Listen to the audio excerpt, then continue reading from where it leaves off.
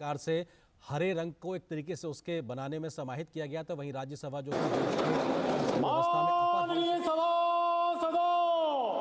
माननीय सभापति जी,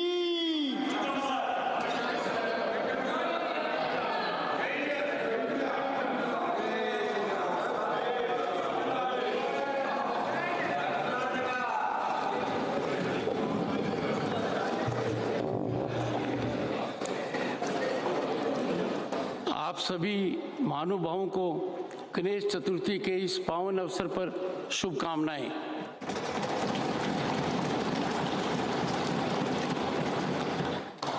अमृत काल में ये बदलाव भारत के भविष्य और विकास के लिए सार्थक साबित होगा। माननीय सदस्य, आज के दिन का एक और महत्व दिवस है। जैन समाज आज संवत्सरी का दिन मनाता है, जो पर्युषण का अंतिम दिवस है। इस अवसर पर मेरा सभी को मिच्छामि दुक्कडम।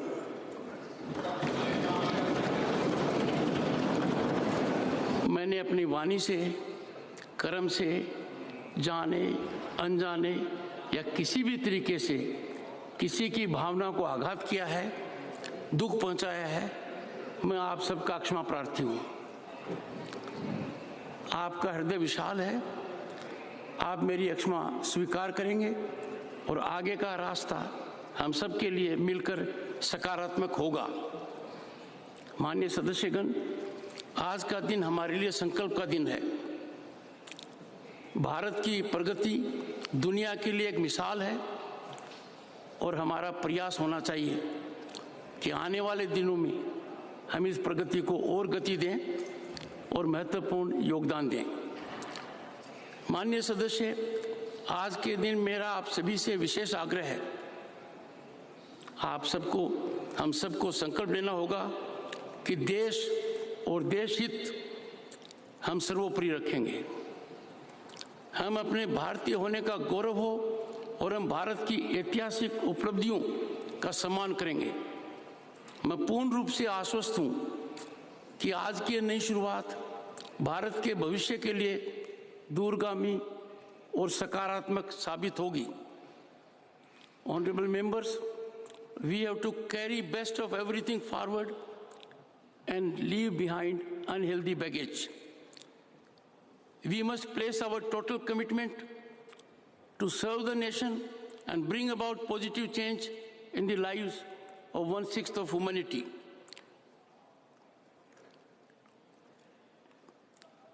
Honorable members, I wish to indicate to the honorable members that keeping in view all these situations and after I have had interaction with the honorable speaker, the central hall where we had joint session this morning will be known henceforth as Svidhan Sadan. I am happy that I adjourned the House this morning to confer with leaders of the political parties, and there was broad consensus on this. We will work out a situation whereby we make it extremely impactful. माननीय सदस्यों, अब मैं माननीय प्रधानमंत्री जी को, नरेंद्र मोदी जी को सदन को संबोधित करने के लिए आमंत्रित करता हूं।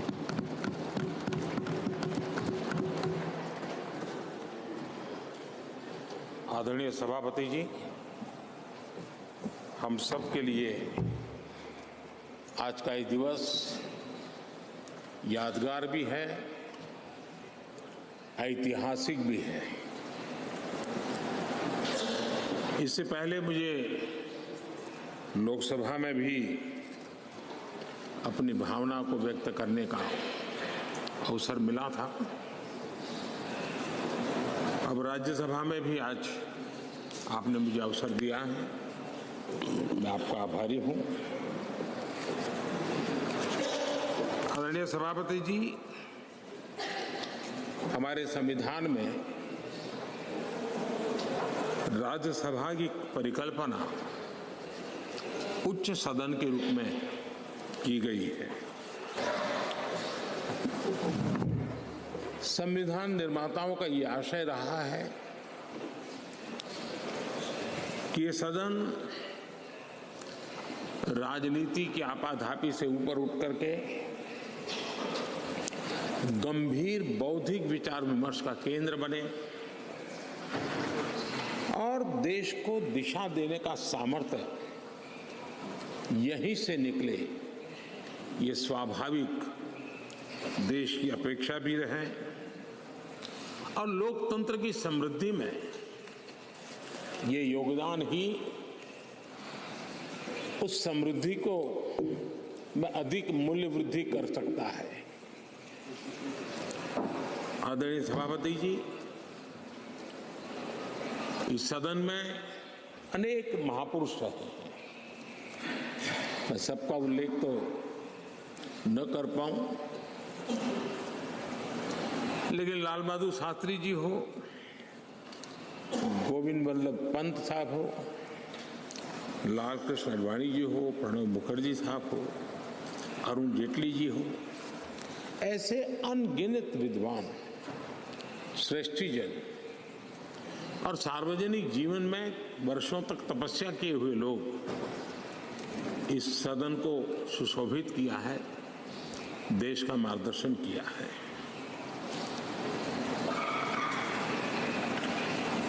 ऐसे कितने ही सदस्य जिन्होंने एक प्रकार से व्यक्ति स्वयं में एक संस्था के रहे, एक इंडिपेंडेंट थिंक टैंक के रूप में अपना सामर्थ्य देश को उसका लाभ देने वाले लोग भी हमें रहे हैं। संसदीय इतिहास के शुरुआती दिनों में डॉक्टर सर्वपल्ली राधाकृष्णन जी ने राज्यसभा के महत्व पर कहा था कि parliament is not only A legislative but A deliberative body.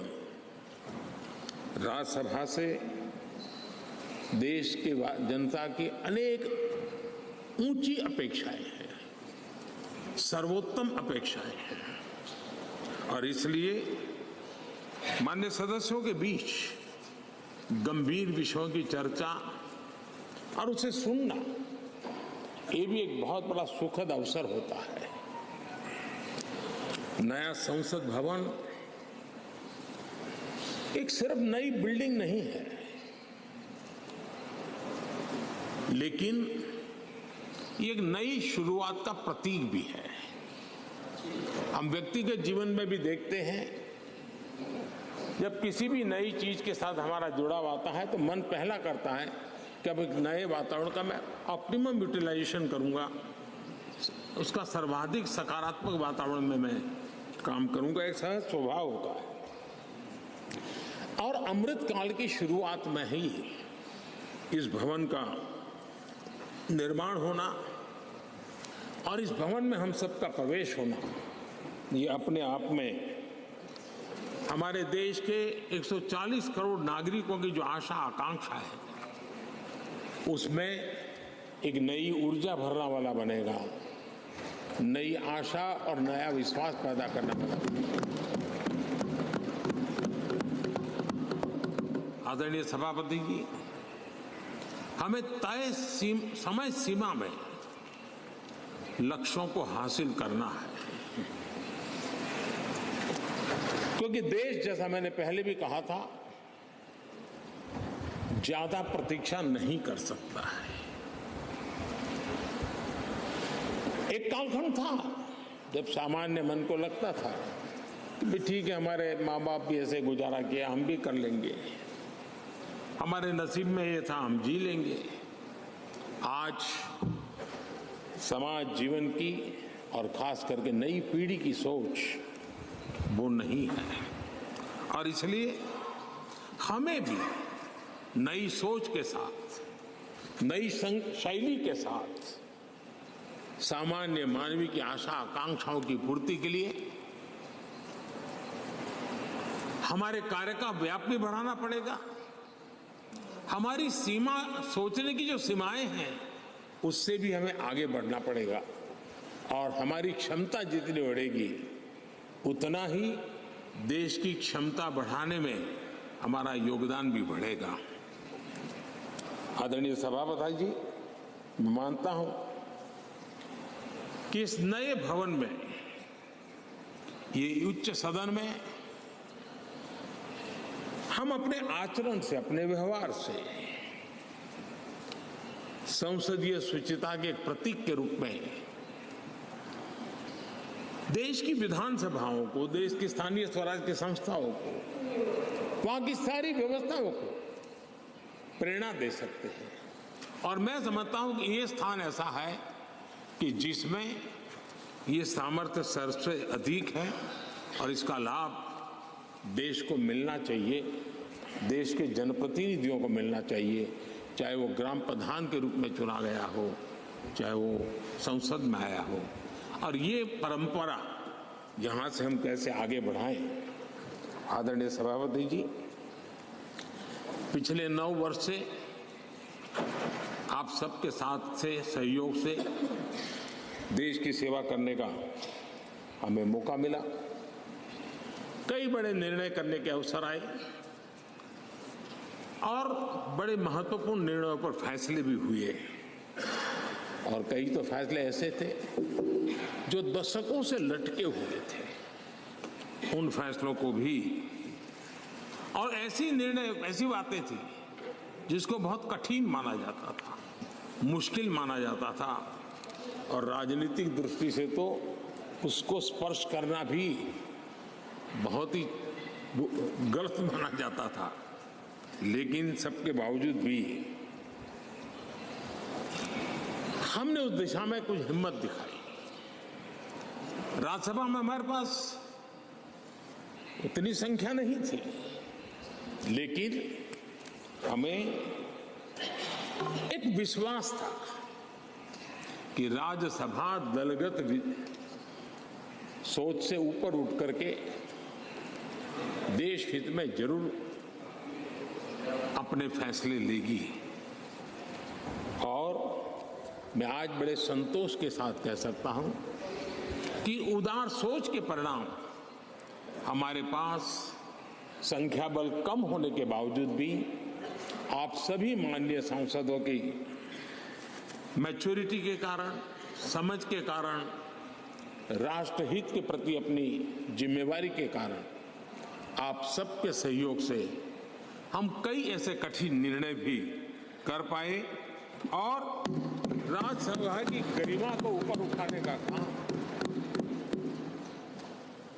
सदस्य संख्या के बल पर नहीं, समझदारी के सामर्थ्य पर आगे बढ़ा। इससे बड़ा संतोष क्या हो सकता है। और इसलिए मैं सदन के सभी माननीय सांसदों का, जो आज वह हैं, जो इसके पहले थे, उन सब का धन्यवाद करता हूं। आदरणीय सभापति जी, लोकतंत्र में कौन शासन में आएगा, कौन नहीं आएगा, कौन कब आएगा, ये क्रम चलता रहता है, वो बहुत स्वाभाविक भी है। और वो लोकतंत्र की स्वाभाविक उसकी प्रकृति और प्रवृत्ति भी है। लेकिन जब भी विषय देश के लिए सामने आए, हम सब ने मिलकर के राजनीति से ऊपर उठ करके देश के हितों को सर्वोपरि रखते हुए कार्य करने का प्रयास किया है। आदरणीय सभापति जी, राज्यसभा एक प्रकार से राज्यों का भी प्रतिनिधित्व करती है। एक प्रकार से कोऑपरेटिव फेडरलिज्म, और अब हम जब कॉम्पिटिटिव कोऑपरेटिव फेडरलिज्म पर बल दे रहे हैं, तब हम देख रहे हैं कि अत्यंत सहयोग के साथ अनेक ऐसे मसले रहे हैं, देश आगे बढ़ा है। कोविड का संकट बहुत बड़ा था, दुनिया ने भी परेशानी झेली, हम लोगों ने भी झेली है। लेकिन हमारे फेडरलिज्म की ताकत थी कि केंद्र और राज्यों ने मिलकर के जिससे जो बन पड़ता है बन कर करके देश की बहुत बड़े संकट से मुक्ति दिलाने का प्रयास किया। और ये हमारे कोऑपरेटिव फेडरलिज्म की ताकत को बल देता है, हमारे फेडरल स्ट्रक्चर को कि एक ताकत उसने अनेक संकटों का सामना किया है। और हमने सिर्फ संकटों के समय नहीं, उत्सव के समय भी दुनिया के सामने भारत की उस ताकत को पेश किया है जिससे दुनिया प्रभावित हुई है। भारत की विविधता, भारत के इतने राजनीतिक दल, भारत में इतने मीडिया हाउसेस, भारत के इतना रहन सहन, बोलियां, ये सारी चीजें G20 समिट में, राज्यों में जो समिट हुई, क्योंकि दिल्ली में तो बहुत देर से आए, लेकिन उसके पहले देश के 60 जितने शहरों में 220 से ज्यादा समिट होना, और हर राज्य ने बढ़ चढ़ करके बड़े उत्साह के साथ विश्व को प्रभावित करें इस प्रकार से मेहमान नवाजी भी की। और जो डेलिब्रेशंस हुए उसने तो दुनिया को दिशा देने का सामर्थ्य दिखाया है। और ये हमारे फेडरलिज्म की ताकत है। और उसी फेडरलिज्म के कारण और उसी कोऑपरेटिव फेडरलिज्म के कारण आज हम यहाँ प्रगति कर रहे हैं। आदरणीय सभापति जी, इस नए सदन में भी, नई हमारी इस पार्लियामेंट बिल्डिंग में भी उस फेडरलिज्म का एक अंश जरूर नजर आता है, क्योंकि जब बनता था तब राज्यों से प्रार्थना की गई थी कि कई बातें ऐसी हैं जिसमें हमें राज्यों की कोई न कोई याद यहाँ चाहिए, लगना चाहिए कि ये भारत के सभी राज्यों का प्रतिनिधित्व यहाँ है।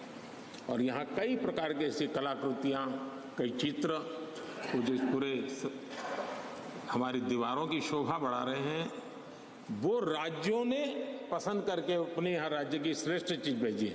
यानी एक प्रकार से यहाँ के वातावरण में भी राज्य भी है, राज्यों की विविधता भी है और फेडरलिज्म की सुगंध भी है।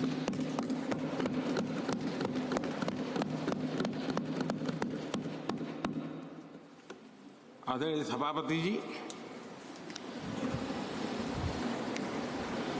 टेक्नोलॉजी ने जीवन को बहुत तेजी से प्रभावित किया है। पहले जो टेक्नोलॉजी में बदलाव आते में 50-50 साल लग जाते थे, वो आजकल कुछ हफ्तों में आ जाते हैं। आधुनिकता अनिवार्यता बन गई है और आधुनिकता को मैच करने के लिए हमने अपने आप को भी निरंतर डायनेमिक रूप से आगे बढ़ाना ही पड़ेगा, तब जाकर के उस आधुनिकता के साथ हम कदम से कदम मिलाकर के आगे बढ़ सकते हैं। आदरणीय सभापति जी, पुराने भवन में हमने, जिसको अभी आपने संविधान सदन के रूप में कहा, हमने वहां कभी आजादी का अमृत महोत्सव बड़े आन बान शान के साथ मनाया। 75 साल का हमारी यात्रा की तरफ हमने देखा भी और नई दिशा, नया संकल्प करने का प्रयास भी शुरू किया है। लेकिन मुझे पूरा विश्वास है कि नए संसद भवन में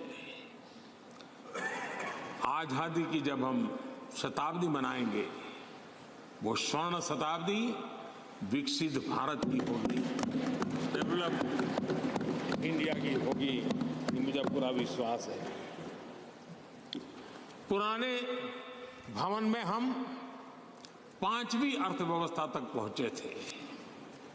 मुझे विश्वास है कि नई संसद भवन में हम दुनिया की टॉप 3 इकोनॉमी में स्थान प्राप्त करेंगे।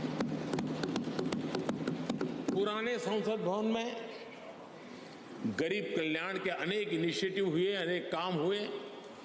नए संसद भवन में हम अब 100% सैचुरेशन जिसका हक है उसको पूरा मिले। आदरणीय सभापति जी,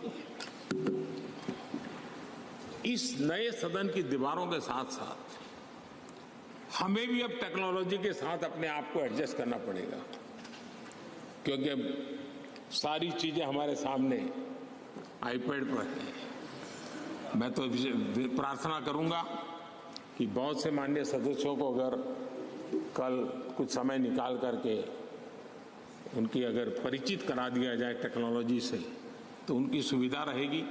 वहाँ बैठेंगे, अपनी स्क्रीन भी देखेंगे, ये स्क्रीन भी देखेंगे, और टेक्नोलॉजी वाले अगर तो हो सकता है कि उनको कठिनाई ना आए। तो आज मैं अभी लोकसभा में था तो कई साथियों को इन चीज़ों को ऑपरेट करने में दिक्कत हो रही थी।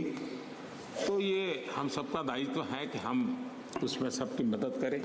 तो कल कुछ समय निकाल करके अगर ये हो सकता है तो अच्छा होगा। आदरणीय सभापति जी, इस डिजिटल का युग है। हमने इस सदन से भी उस चीजों से आदतन हमारा हिस्सा बनाना ही होगा। शुरू में थोड़ा दिन लगता है, लेकिन अब तो बहुत सी चीजें यूजर फ्रेंडली होती हैं, बड़े आराम से इन चीजों का अडॉप्ट किया जा सकता है। हम इसको करें। मेक इन इंडिया एक प्रकार से ग्लोबली गेम चेंजर के रूप में हमने इसका भरपूर फायदा उठाना है। और मैंने कहा वैसे नई सोच, नया उत्साह, नया उमंग, नई ऊर्जा के साथ हम आगे बढ़कर के कर सकते हैं। आदरणीय सभापति जी, आज नया संसद भवन देश के लिए एक महत्वपूर्ण ऐतिहासिक फैसले का साक्षी बन रहा है। अभी पार्लियामेंट लोकसभा में एक बिल प्रस्तुत किया गया है, वहां पर चर्चा होने के बाद यहां भी आएगा। नारी शक्ति के सशक्तिकरण की दिशा में जो पिछले अनेक वर्षों से महत्वपूर्ण कदम उठाए गए हैं, उसमें एक अत्यंत महत्वपूर्ण कदम आज हम सब मिलकर के उठाने जा रहे हैं। सरकार का प्रयास रहा ईज ऑफ लिविंग का, क्वालिटी ऑफ लाइफ का। और जब ease of living, quality of life की बात करते हैं तो उसकी पहली हकदार हमारी बहनें होती है, हमारी नारी होती है, क्योंकि उसी को सब चीजें झेलनी पड़ती है। और इसलिए हमारी प्रयास रहा है और राष्ट्र निर्माण की उनकी भूमिका बढ़े, ये भी हमारी उतनी ही जिम्मेवारी है। अनेक नए नए सेक्टर्स हैं जिसमें महिलाओं की शक्ति, महिलाओं की भागीदारी निरंतर सुनिश्चित की जा रही है। माइनिंग में बहनें काम कर सके, निर्णय हमारे ही सांसदों की मदद से हुआ।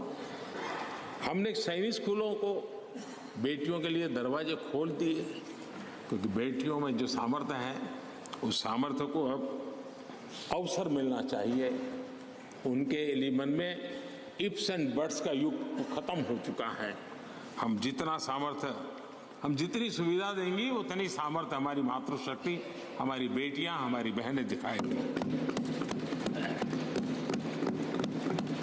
बेटी बचाओ बेटी पढ़ाओ का अभियान वो कोई सरकारी कार्यक्रम नहीं है, समाज ने इसे अपना बनाया है। और बेटियों का मान सम्मान की दिशा में समाज में एक भाव पैदा हुआ है। मुद्रा योजना हो, जनधन योजना हो, महिलाओं ने बढ़ चढ़ करके इसका लाभ उठाया है। फाइनेंशियल इंक्लूजन के अंदर आज भारत में महिलाओं का सक्रिय योगदान नजर आ रहा है। ये अपने आप में मैं समझता हूं उनके परिवार के जीवन में भी उनके सामर्थ्य को प्रकट करता है, जो सामर्थ्य अब राष्ट्र जीवन में भी प्रकट होने का वक्त आ चुका है। हमारी कोशिश रही है कि हमारे माताओं बहनों के स्वास्थ्य को ध्यान में रखते हुए उज्ज्वला योजना, हमें मालूम है गैस सिलेंडर के लिए पहले एमपी के घर के चक्कर काटने पड़ते थे, गरीब परिवारों तक उसको पहुंचाना, मैं जानता हूँ बहुत बड़ा आर्थिक बोझ है, लेकिन महिलाओं के जीवन को ध्यान में रखते हुए उस काम को किया। महिलाओं के सम्मान के लिए ट्रिपल तलाक लंबे अरसे से राजनीतिक दृष्टि से राजनीतिक लाभालाभ का शिकार हो चुका था, इतना बड़ा मानवीय निर्णय। लेकिन हम सभी माननीय सांसदों की मदद से उसको कर पाया। नारी सुरक्षा के लिए कड़े कानून बनाने का काम भी हम सब कर पाए हैं। विमेन लेड डेवलपमेंट G20 की सबसे बड़ी चर्चा का विषय रहा और दुनिया के कई देश हैं जिनके लिए विमेन लेड डेवलपमेंट विषय थोड़ा सा नया सा अनुभव होता था और जब उनकी चर्चा में सुर आते थे कुछ अलग सी सुर सुनने को मिलते थे। लेकिन G20 के डिक्लेरेशन में सबने मिलकर के विमेन लेड डेवलपमेंट के विषय को अब भारत से दुनिया की तरफ पहुंचा है, ये हम सब के लिए गर्व है। आदरणीय सभापति जी, इसी बैकग्राउंड में लंबे अरसे से विधानसभा और लोकसभा में सीधे चुनाव में बहनों की भागीदारी सुनिश्चित करने का विषय है और ये बहुत समय से आरक्षण की चर्चा चली थी।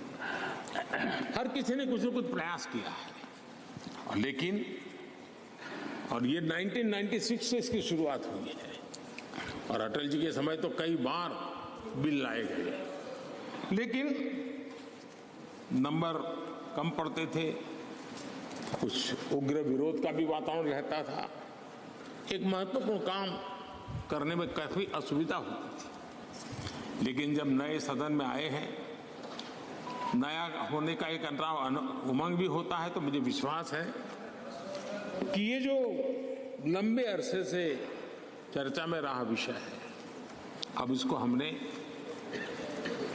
कानून बना करके हमारे देश की विकास यात्रा में नारी शक्ति की भागीदारी सुनिश्चित करने का काम है।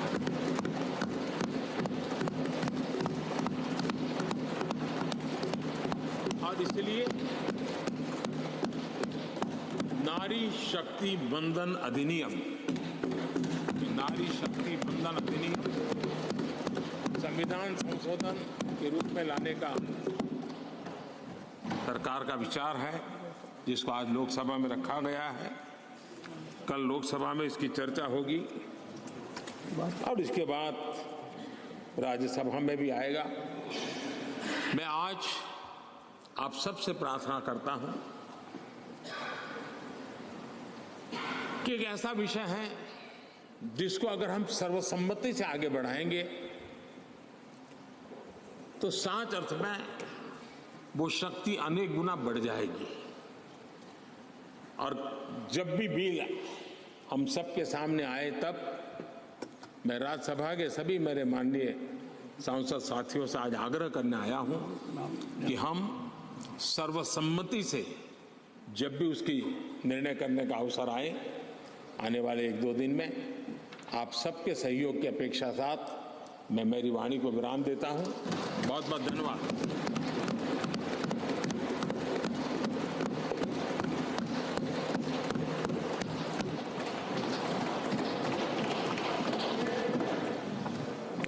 माननीय सदस्यों, मैं माननीय विपक्ष के नेता श्री मल्लिकार्जुन खड़गे जी को सदन को संबोधित करने के लिए आमंत्रित करता हूं।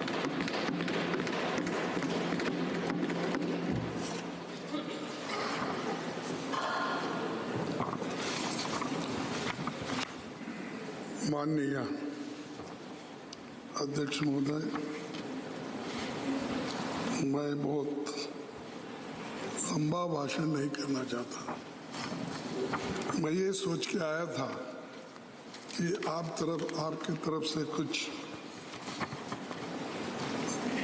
भाषण होगा और उसके बाद में हम सब लोगों को आप रिहा करेंगे। आज ऐसी सोच मेरी थी, वो गलत हो गया।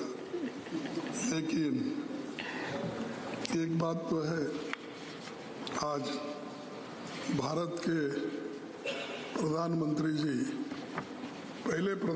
भारत के पहले प्रधानमंत्री जी बहुत लंबित भाषण 2-3 आज उनके हो गए। एक तो पार्लियामेंट में हो गया, एक तो जॉइंट वहाँ पर सेंट्रल हॉल में, अब फिर यहाँ पर।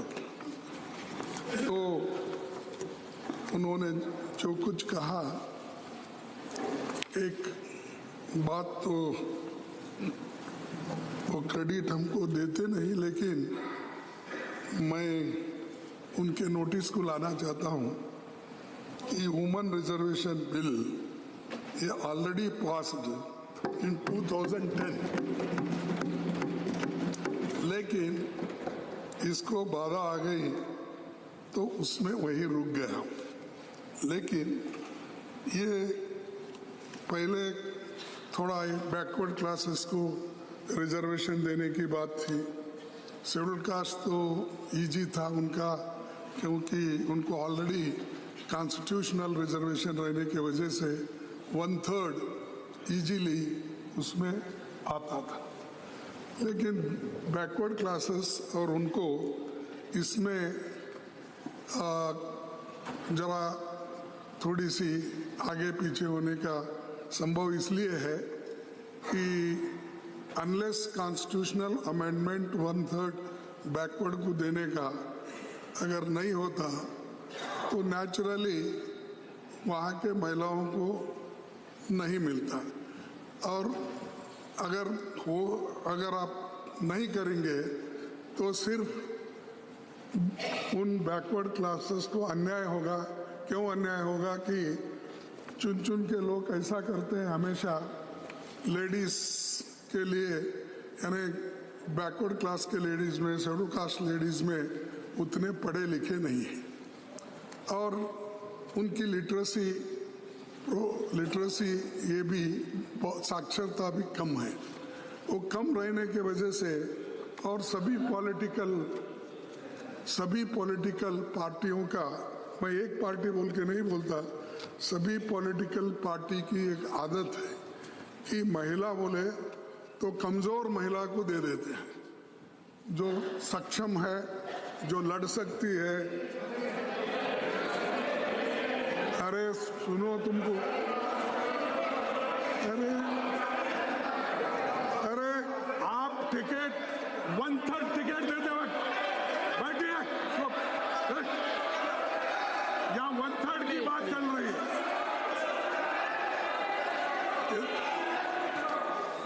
यहाँ 1/3 की बात चल रही है।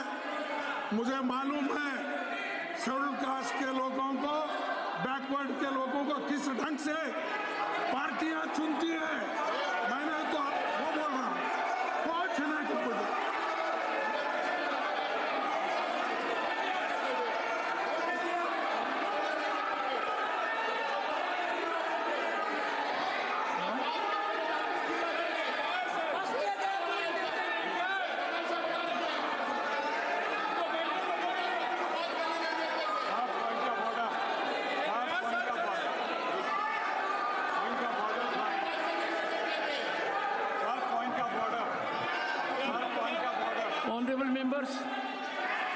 Honorable members, Mr. Pramod Tiwari has a point of order.